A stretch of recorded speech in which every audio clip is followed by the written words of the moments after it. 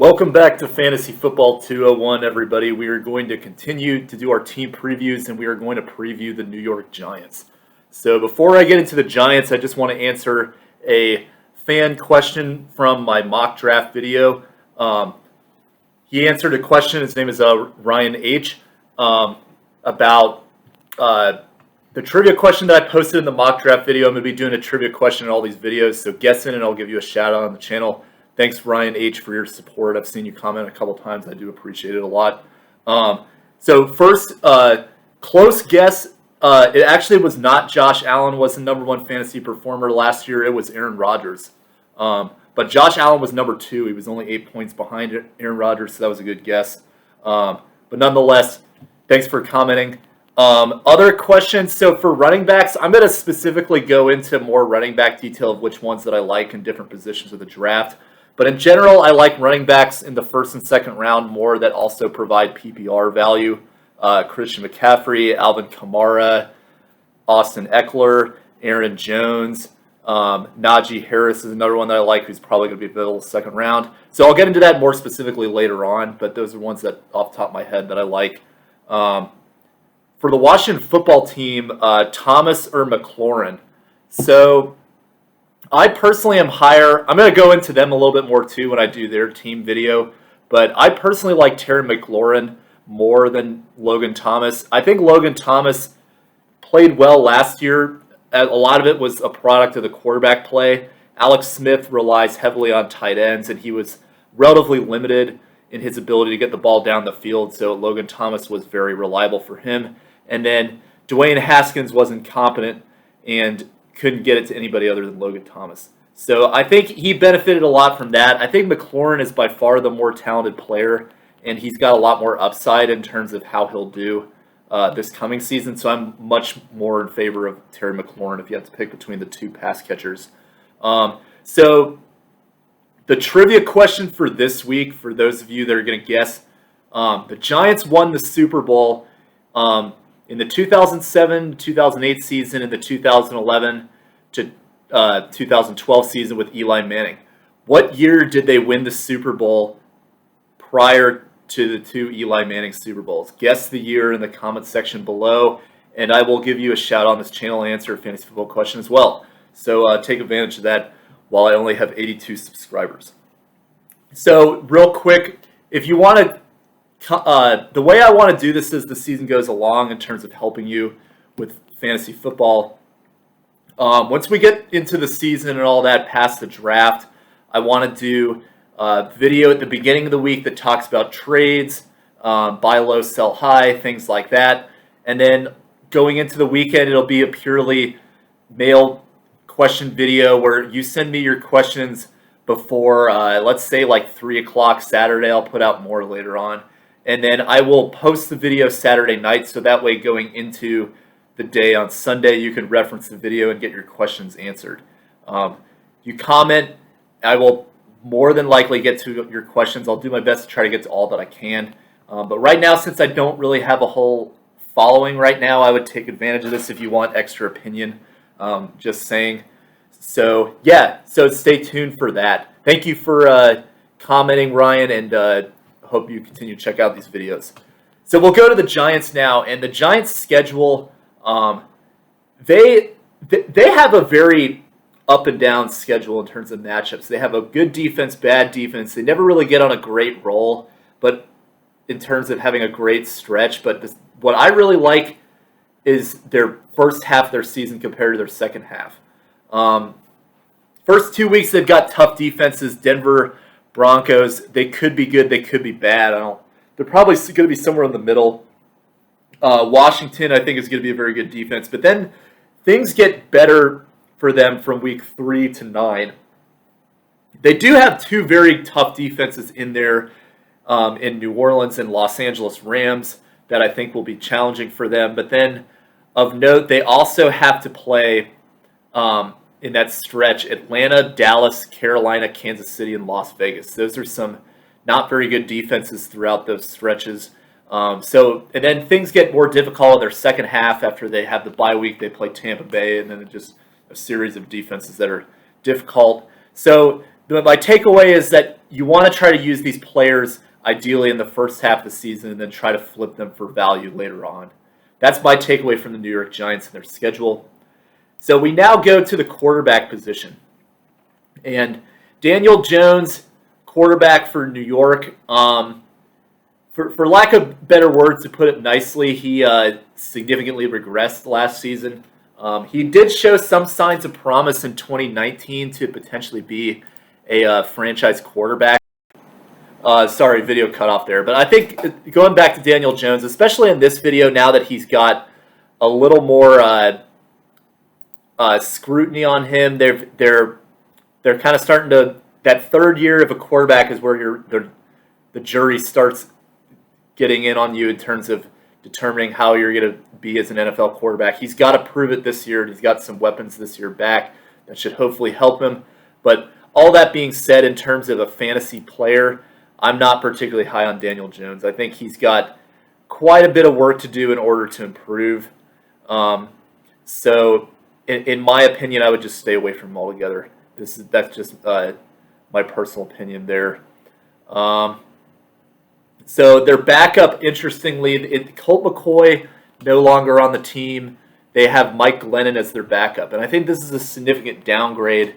Colt McCoy, he is way past his prime, but he is a solid enough veteran that he could get you by without really costing you the game. Mike Glennon has a history of being very turnover prone.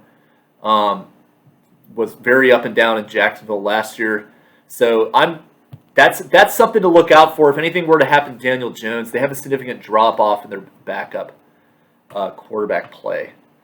So now we move to the running back position, and this is Saquon Barkley, starting running back, one of the big fantasy headliners, projected to be a first-round pick.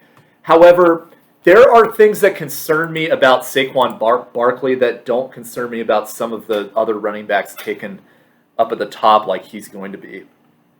One of which, he's coming off an ACL injury, which can be difficult for certain running backs to get by on, especially guys like him that rely on crazy athleticism. Two, when he did play in the 2 games he did play last season, he was not particularly effective.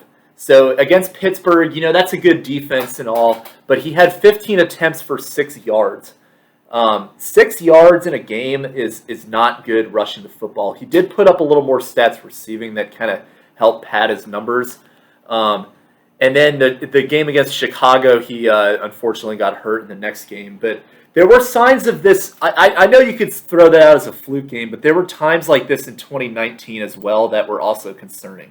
So, for instance, Saquon had he dealt with a toe injury, I believe, or an ankle, or I think it was an ankle injury against Tampa Bay in 2019, but then there was a stretch where he really struggled for quite a bit. 14 carries, 28 yards against Dallas.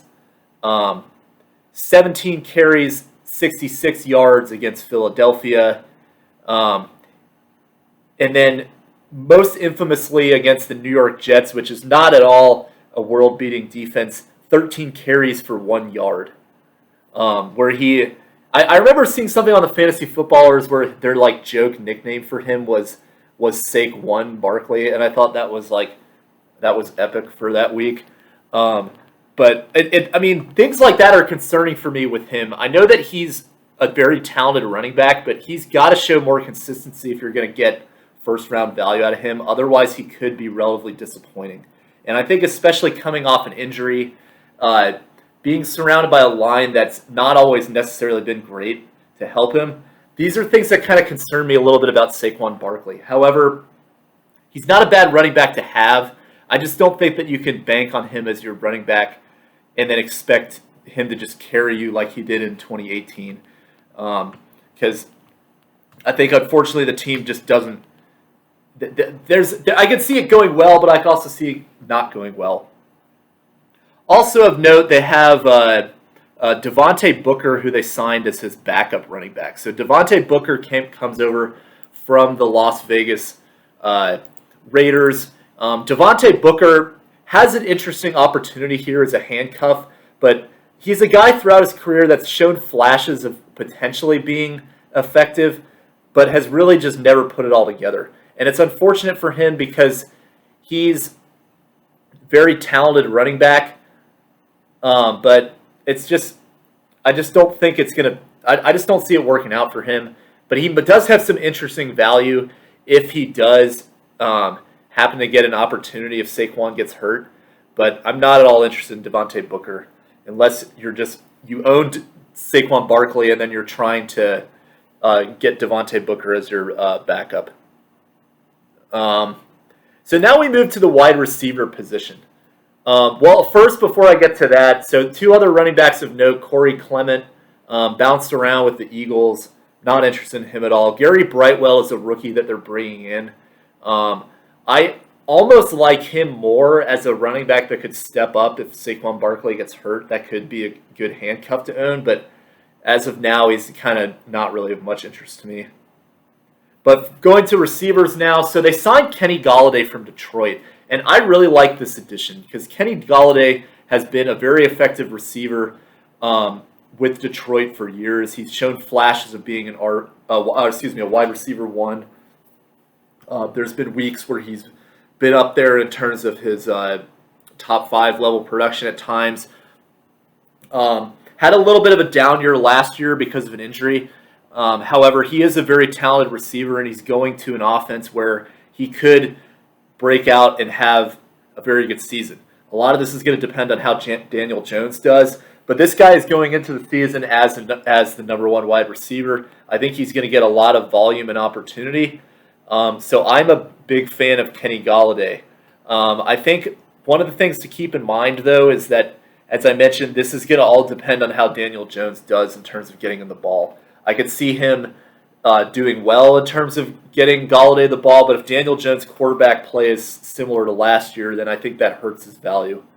And it's unfortunate because Golladay is a very good receiver who would have a lot of opportunity if he did have consistent quarterback play. So two other receivers that are on the depth chart. I'll start with Sterling Shepard. He's been around for a couple seasons now. He's been a guy that they've projected to kind of take the reins from OBJ when he left and step up as an elite receiver, but just he's never really managed to put it together. So now at this point, we kind of already know who he is and what he's going to be. He does have effective games from time to time, but he did have some games last year where he played particularly poorly, where he had Chicago, he had 2 receptions, 29 yards. Seattle, 1 reception for 22 yards. So, but I think the thing that's encouraging with him is that the last 2 games of the season, he did play very well with Daniel Jones back. He had 9 receptions, 77 yards, and a touchdown against Baltimore, which is a good defense. And then against the Dallas Cowboys, he had 8 receptions for 112 and a touchdown. He also had a rushing touchdown that game as well. So he presents some potential that, maybe he's getting used to Daniel Jones and he might figure it out. But he needs to show more consistency to really kind of be a guy you can rely upon. Otherwise, it's just kind of a stream. Maybe you can throw him in there time to time. And then Darius Slayton, another guy who's had some very good games at times. He did have his best game last season against the Pittsburgh Steelers. He had 6 receptions for 102 and 2 touchdowns. But he only had 1 touchdown the rest of the season. So he had 2/3 of his touchdowns in week 1. So that's not great. And then he had some games where he only caught 2 catches, even a game against the Bengals, which is not a good defense at all, where he didn't have a reception. Not really interested in him, unfortunately, at this point. He's got promise, but he's not a guy that you can consistently rely upon. The guy that I do like that has potential to fill a void as the second wide receiver is Shepard, and I just said his name. Slayton. Sorry. When they start, if they're still inconsistent, then Kadarius Toney is a very interesting prospect to me. Toney is coming out of Florida. He's very talented. He's, I believe, a 2nd-round draft pick. So he was taken a little bit later than some of the other receivers that are being heavily scrutinized, like Jamar Chase, Jalen Waddle, Devonta Smith. But he's got an opportunity with his talent to really be an effective slot receiver for them that they can kind of plug in and then he can contribute right away. I think Kadarius Toney is a guy that people will probably be sleeping on a little bit. He's available relatively towards the end of the fantasy football draft. I think he's a great guy to pick up at the end, just kind of use as a flyer on, and see what he does. Because I think the Giants, I don't see them being division competitors in my opinion. So I think they're going to be playing from behind a lot. That being said, he might have some opportunity to get garbage time points. Other players of note on this receiving core. John Ross comes over from the Cincinnati Bengals, famous for being having the fastest 40 time, but doing absolutely nothing with it, including putting up a season where he had negative yardage, I believe, in his rookie season. So, yeah, he's if he doesn't perform this year, I don't see him sticking around in the league much longer. And then Dante Pettis has been around for a little while, but he's also competing for a roster spot. Not sure if he's going to get it.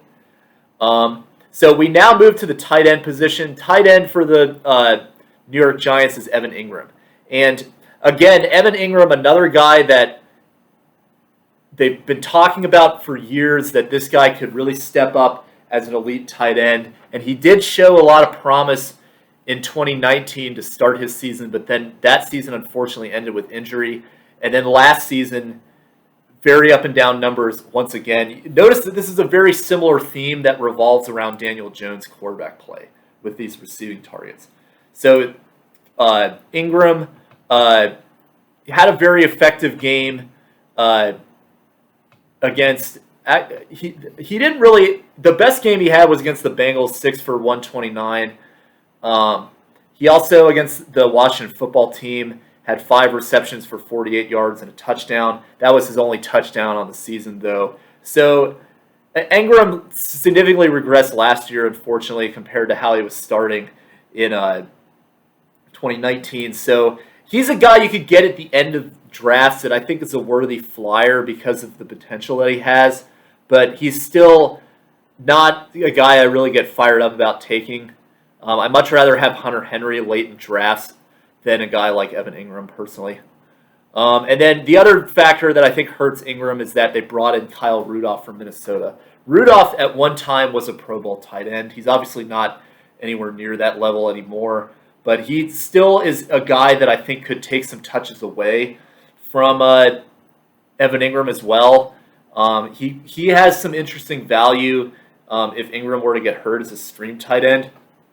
But for right now, he's not a tight end that you should look at drafting at all, but he's more just somebody that hurts Ingram's standing as a tight end that you should be looking at. So, yeah, not really the best of situations, unfortunately.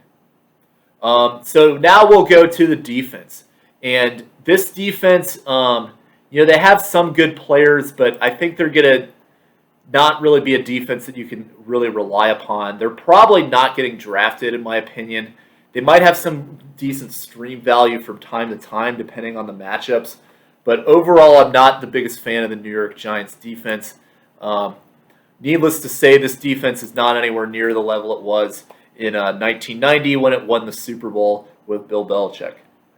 So if you see what I did there, I just gave you the trivia question. If you stayed through the end of this video, then I just gave you the trivia question. So comment the 1990-1991 season below, and you will get your fantasy football question answered. So if you stayed through the video, congratulations. And then the kicker for the New York Giants. So their kicker that they have this season is Graham Gano. And Graham Gano has been effective at times. I think he could have some decent value occasionally, depending on the matchup. But I think that if this team struggles to convert in the red zone, Graham Gano can get a lot of opportunity, and he's been around long enough that he's going to take advantage of situations like that. However, it's overall an offense that I'm not. This is overall not an offense that I'm particularly high upon because if you get anything out of this video, all of it depends on Daniel Jones' development. If he breaks out and has a good season, then I could very well see with the talent that this team has that you have a lot of good fantasy performers. But if Daniel Jones plays the way he did last year, I think Saquon Barkley will be good. I think that Kenny Golladay will have good games from time to time. But then I think the rest of the guys are just going to be totally unpredictable. So yeah, that's all I got from this video. Next, we will do the New York Jets, so stay tuned for that, and we will go to them in the next video. All right, I'll see you guys next time. Bye.